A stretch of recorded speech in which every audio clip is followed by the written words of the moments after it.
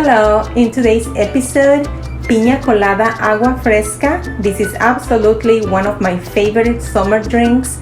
With just a few ingredients, you can put it together quick and easy. I'm gonna show you the ingredients. You can also find them in the description along with the recipe. So let's begin.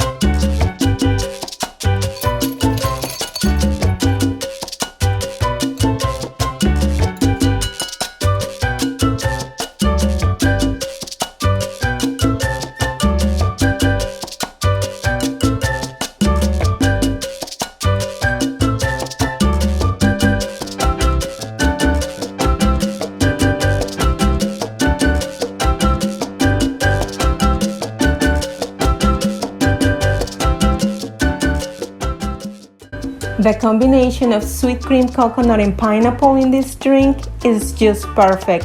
This Piña Colada Agua-Fresca will transport you right into a tropical paradise.